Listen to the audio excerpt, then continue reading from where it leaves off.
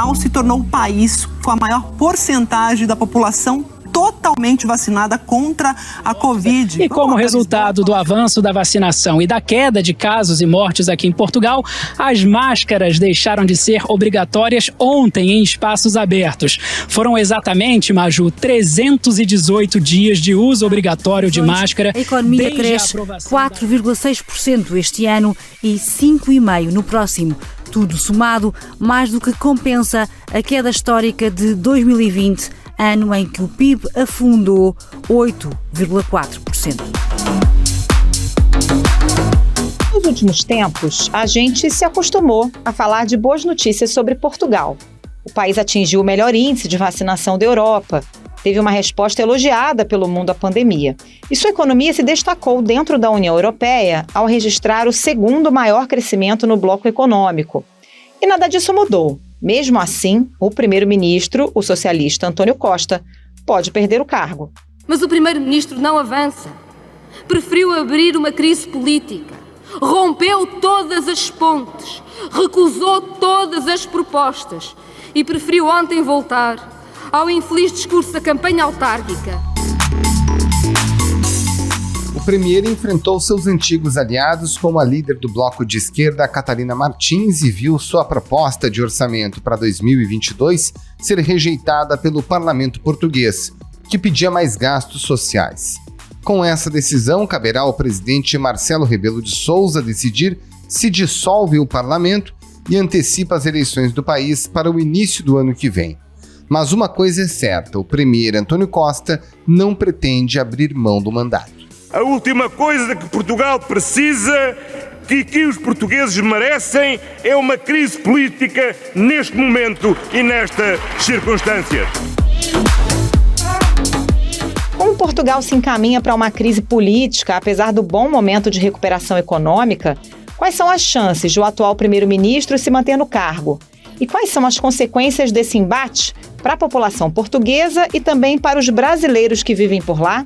Esses são os temas do Ao Ponto desta sexta-feira. Eu sou o Roberto Maltic, estou com a Carolina Moran e nesse episódio conversamos com o jornalista Jean Amato, do blog do Globo Portugal Giro.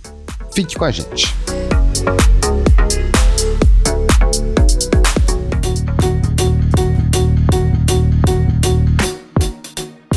Jean Amato, explica pra gente como é que o governo português se viu nessa situação, né? O governo que tem aí um trunfo super positivo do avanço na vacinação, de crescimento econômico, mas agora se vê ameaçado na sua continuidade.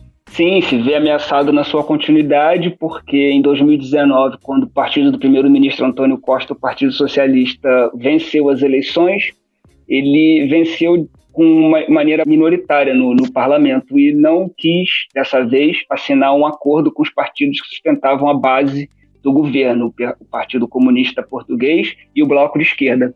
Isso foi feito em 2015, quando o governo do Partido Socialista não ganhou as eleições, mas o PCP acenou com uma possível coalizão e eles formaram a tão famosa geringonça. Foi em 2015 que uma nova palavra entrou para o dicionário da política portuguesa. Geringonça foi o nome dado ao governo do PS, de António Costa, que apesar de não ter sido o mais votado nessas eleições, conseguiu governar 4 anos graças a um acordo escrito com os principais partidos à esquerda. Só que naquela ocasião eles assinaram um acordo por escrito. A diferença foi que em 2019 não teve um acordo por escrito que daria a garantia de que todos os projetos, principalmente o orçamento do Estado, que define as diretrizes orçamentárias para o próximo ano de 2022, passasse na Assembleia sem maiores sustos, porque bastaria o Partido Comunista Português se abster nessa votação que aconteceu na última quarta-feira. Só que isso não aconteceu. O António Costa confiava muito no seu orçamento. Ele tinha um orçamento em mãos que, segundo ele, era o orçamento mais à esquerda desses últimos anos de legislatura da solução de governo chamada geringonça. Porém, os partidos de esquerda acharam que não era suficiente para esses tempos depois da crise aguda da pandemia e exigiam muito mais investimentos nos serviços públicos, sobretudo o Serviço Nacional de Saúde. Só que, se parar para pensar, o governo ele estava prometendo investir no Serviço Nacional de Saúde, o SUS, né, aqui de Portugal, 700 milhões de euros. É muito dinheiro. Então, e mesmo assim, o Partido Comunista Português e o Bloco de Esquerda não concordavam, achavam que era pouco dinheiro. E, além de tudo, o Partido Comunista Português bateu muito na tecla de que o salário mínimo precisava aumentar de uma maneira mais significativa. E o governo não atendeu também essa exigência. E o Bloco de Esquerda foi além. Ele fez um caderno de encargos com 9 exigências, e nenhuma delas, segundo a liderança do partido, mais à esquerda da base do primeiro-ministro Antônio Costa, foi aceita. Com isso, o Antônio Costa, confiante de que o país, saindo de uma pandemia, de uma crise econômica, tendo para receber em parcelas 16 bilhões de euros da ajuda de recuperação econômica da União Europeia, ele achou que o orçamento não passaria de uma maneira muito fácil, que pelo menos o Partido Comunista Português iria se abster e, com isso, viabilizar o orçamento. Só que isso não aconteceu. Quando ele apresentou o orçamento, ele já foi surpreendido no dia seguinte. Ele apresentou o orçamento muito confiante de que ia passar e fazendo essa propaganda de que era o orçamento mais à esquerda de todos os tempos, e logo depois, ele que negociou durante meses com os líderes partidários que sustentavam a base do governo, esses mesmos líderes foram às TVs e disseram que em cadeia nacional, olha, desse jeito que está, a gente não vai aprovar. Então ele começou uma corrida contra o tempo até a última quarta-feira para tentar convencer os partidos de que esse orçamento era o melhor que podia para atender toda a população que está precisando de ajuda nesse momento pós-crise aguda da pandemia e, ao mesmo tempo, não comprometer as contas do Estado. Só que não deu certo, não adiantou, e esse orçamento, de maneira inédita na democracia portuguesa desde 1974, no 25 de abril de 1974, na Revolução dos Cravos, não passou. E com isso o governo está em compasso de espera e ficou nas mãos do presidente Marcelo Rebelo de Sousa, que vai decidir aí nos próximos dias o que fazer. Jean, bom, você falou em 16,6 bilhões de euros que estão em jogo, né, da ajuda, dos repasses que são feitos pela União Europeia a Portugal. Com essa crise política, o repasse desse dinheiro está ameaçado no momento? Esse dinheiro não está inscrito no orçamento, mas o orçamento prevê algumas das metas que a União Europeia exige que Portugal cumpra para poder começar a soltar parcelas do empréstimo, ou seja, esse plano de recuperação e resiliência da União Europeia para todos os países, Portugal inclusive, todos os 27 do bloco, ele exige uma economia mais verde, mais digital, mais justa. E esses projetos que têm que se enquadrar dentro das exigências da União Europeia precisam estar inscritos no orçamento. Esse dinheiro não vai sumir, esse dinheiro é de Portugal, já foi definido no plano de recuperação e resiliência, mas agora, nesse momento, ele está congelado. Portugal precisava, acho que, se eu não me engano, receber até o início do próximo ano, 2022, uma parcela de 1 bilhão e 300 milhões em subvenções e empréstimos. E ainda estão previstas mais 2 no próximo ano. E essas parcelas podem ficar dificultadas, porque elas precisam estar inscritas no orçamento para serem executadas. Mas o dinheiro não depende do orçamento, da quantia do orçamento. Isto vai dar custos ao Estado. Ao Estado, para o povo português, vai haver custos elevados. Quem tem que pagar é o povo. O povo é que vai pagar isto tudo. Agora, Jean, qual a consequência de tudo isso para a população portuguesa? Porque esse dinheiro fica congelado, o primeiro-ministro Antônio Costa diz que vai ficar governando por 12º, né? Sempre um 12º do orçamento a cada mês, mas é um governo que tinha propostas ambiciosas de investimento público, reajuste para aposentados, subsídio de creches, tudo isso também fica em suspenso? Olha, o governo está estudando se o aumento do salário mínimo depende de orçamento para ser elevado um pouco, também não muito, mas seria de 705 euros no próximo ano, né? E agora é de 666 e 650 função pública, função privada, mas enfim, seria de 705 euros no próximo ano e chegaria a 850 apenas em 2025. Esse dinheiro para o salário mínimo pode ser que venha ser viabilizado no ano que vem. Porém, a redução das faixas do imposto de renda, que ia beneficiar, as pessoas iam pagar menos imposto de determinada fatia, determinado vencimento, determinado ganho no fim do ano, isso não vai andar também. A gratuidade progressiva das creches, que é uma reivindicação muito antiga aqui da população portuguesa, porque o primeiro ano de creche é muito caro e o governo estava prevendo fazer uma gratuidade progressiva. Isso também não vai andar. E essa ampliação da faixa de isenção do imposto de renda, entre outros pontos, como a quantia mínima de subsistência de 200 euros, todas essas medidas sociais, além do que é o mais grave nesse momento, que o SNS, Sistema Nacional de Saúde, está saindo de uma crise e entrando em outra, porque no inverno aqui as emergências ficam lotadas e o Sistema Nacional de Saúde convive com uma falta crítica de médicos. Esse dinheiro que estava previsto para o SNS não vai chegar. Ou se chegar, vai chegar, imagina, aqui, o orçamento é reprovado, agora vão ter que refazê-lo. E se o presidente Marcelo Rebelo de Sousa, na próxima quarta-feira, decidir mesmo anunciar novas eleições, que podem ser feitas em até 60 dias, e só aí já vai o fim do ano, mais janeiro e fevereiro. Então, até o orçamento de novo ser aprovado por um novo governo, isso só vai acontecer no final do terceiro trimestre. Então, assim, a população vai sofrer muito com esse atraso no orçamento. Nesse momento, final da semana, espera-se que o presidente de Portugal, de fato, dissolva não apenas o governo, mas eventualmente inclusive o próprio parlamento? Ou você acredita que há a chance da construção de uma saída negociada? E até que ponto o presidente e o primeiro-ministro são aliados nesse momento? Olha, o presidente e os especialistas que eu escutei e que eu conversei esses dias para poder escrever as matérias que foram publicadas no Jornal Globo, no site do Jornal Globo e no blog Portugal Giro, eles dizem que o presidente Marcelo Rebelo de Sousa teve sua parcela de culpa nesse chumbo, né, que eles chamam aqui, nessa rejeição, nessa reprovação do orçamento, porque desde o primeiro momento, quando se soube que os partidos que sustentavam a base do governo anunciaram o voto contra, o Marcelo Rebelo de Sousa, que geralmente é um presidente comedido e toma muito cuidado nas suas declarações, disse que isso acontecendo, ele dissolveria o parlamento logo, ou seja, imediatamente. A última vez foi em 2011, depois da demissão de José Sócrates com o chumbo do PEC 4, em que as eleições demoraram 74 dias. E claro que foi uma expressão que até incentivou e meio que assegurou os partidos a darem continuidade no seu projeto de reprovar o orçamento. Com isso, mas de nenhuma maneira o presidente exigiu a demissão do primeiro-ministro Antônio Costa. E aí sim, o governo seria dissolvido imediatamente. E o governo continua em funções, ou seja, o governo vai continuar trabalhando, assim como o parlamento, até o anúncio da sua dissolução. É um parlamento que vai funcionar normalmente, inclusive já marcaram algumas votações, como a votação do veto do próprio presidente Marcelo Rebelo à lei da eutanásia na próxima quarta-feira. É uma lei importantíssima e não pode esperar. E se o parlamento for dissolvido na próxima semana, ele ainda vai funcionar em comissão permanente. Mas é um parlamento que funciona meio que respirando por aparelhos, como foi na época da pandemia. Um número muito reduzido de deputados, apenas para assegurar que a Constituição vai ser cumprida, autorizar viagens do presidente, enfim. É um parlamento que não legisla, então é um parlamento que não serve para atender as demandas da população naquele momento.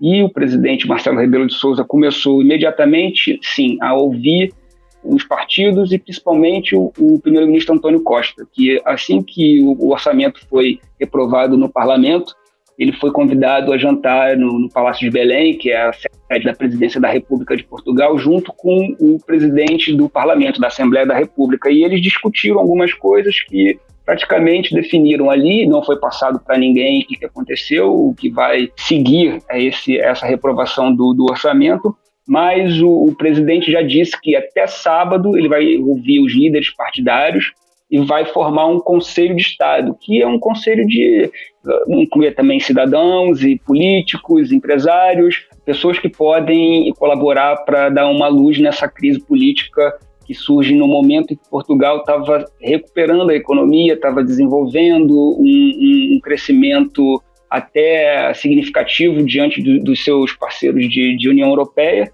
E só na quarta-feira, dia 4 de novembro, que Marcelo Rebelo parece que ainda não está muito certo, mas vai fazer um pronunciamento oficial para decidir qual a sua decisão.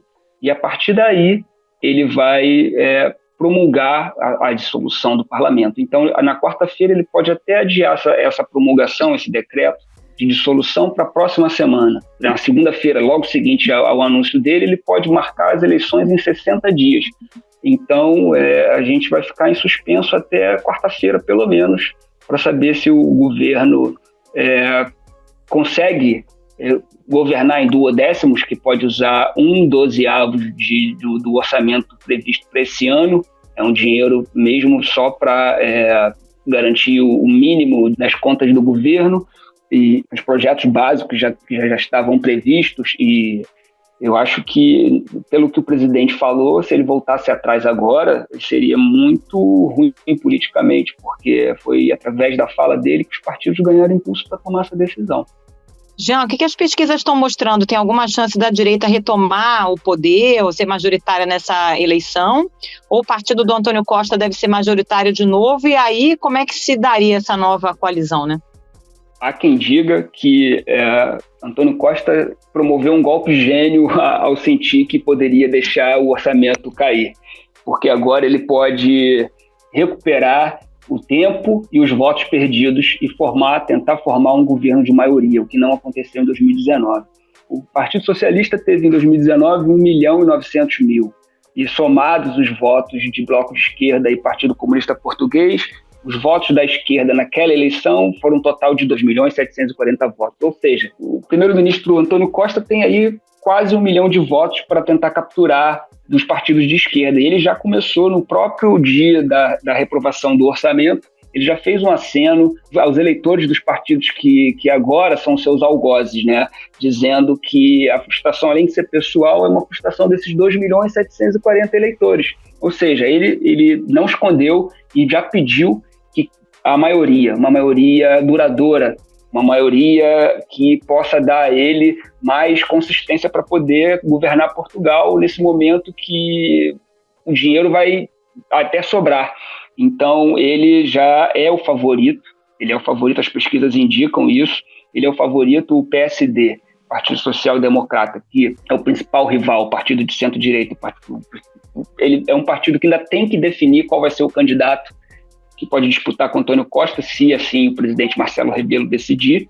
Eles estão ali entre um eurodeputado, o Paulo Rangel, e o líder do Partido Socialista Democrata, o Rui Rio, que já é um líder muito, muito antigo e já tem um certo desgaste dentro das fileiras do próprio partido e também foi responsável por uma grande derrota ou por ajudar o Partido Socialista a ter uma vitória expressiva em 2019. Então, assim, hoje, aqui em Portugal, Antônio Costa dificilmente tem um adversário à altura para poder conduzir uma eleição, para poder ameaçar a condução da eleição do seu Partido Socialista. Agora, resta saber se ele vai conseguir a maioria que ele deseja. E se ele não conseguir a maioria, enfim, como ele vai governar? Porque se ele for eleito e sem a maioria e vai apresentar o mesmo orçamento, vai ser reprovado novamente. Eu acho que dessa vez, se fizerem um acordo e se ele não conseguir a maioria, ou mesmo que consiga a maioria com a ajuda de outros partidos, o presidente Marcelo Rebelo de Sousa também tem esse poder, pode exigir dessa vez um acordo por escrito, o que não foi feito em 2019 e foi o estopim de toda essa confusão que agora acontece. É o 5º ano seguido de aumento da população estrangeira residente no país. Só em 2020, chegaram à terrinha 67.000 novos imigrantes. Jean, como é que essa mudança possível pode afetar a vida dos brasileiros? Porque o governo de Portugal tem adotado medidas de incentivo à imigração, né? Isso interessa a muita gente que mora em Portugal ou pretende morar. Uma possível mudança nessa correlação de forças aí no parlamento português pode modificar também a política migratória?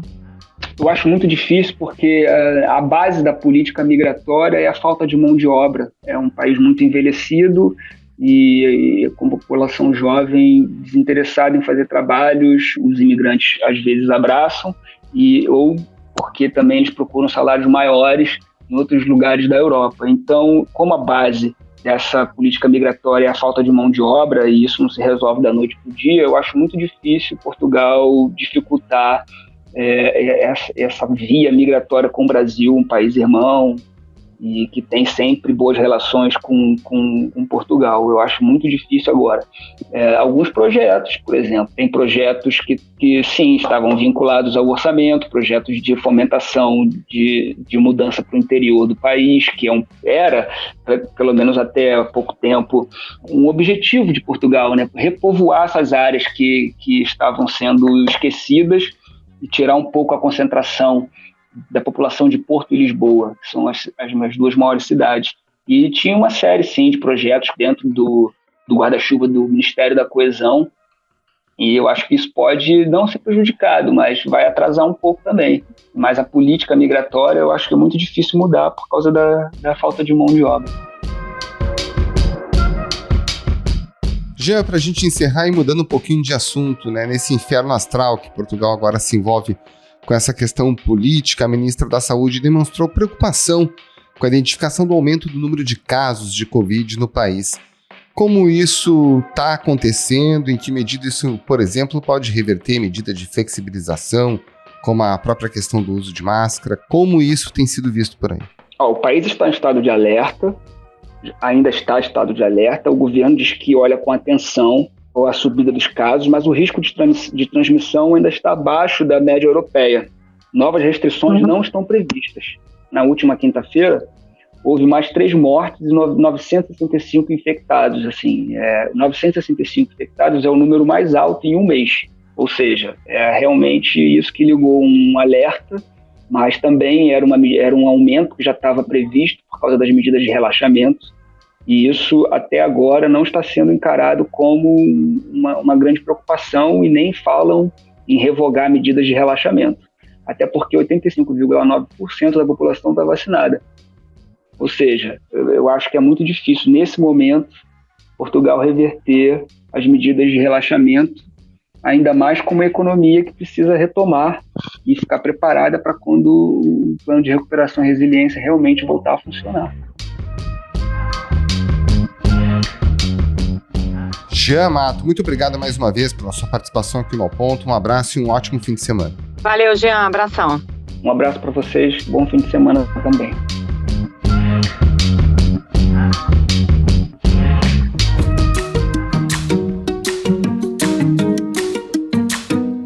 Esse foi o Ponto de hoje, o podcast diário da redação do Globo. Nessa conversa a gente conta com a participação de toda a equipe do jornal, as mesmas pessoas que levam até você informação e análise de qualidade todos os dias. Quer saber mais? Assine o Globo. Acesse assineoglobo.com.br e confira todas as notícias e reportagens especiais. Nesse episódio, além dos áudios da TV Globo, a gente utilizou áudios da Euronews e da SIC Notícias. A produção foi da Amanda Scatolini e a edição é do João Guilherme Lacerda. Tchau. Até mais.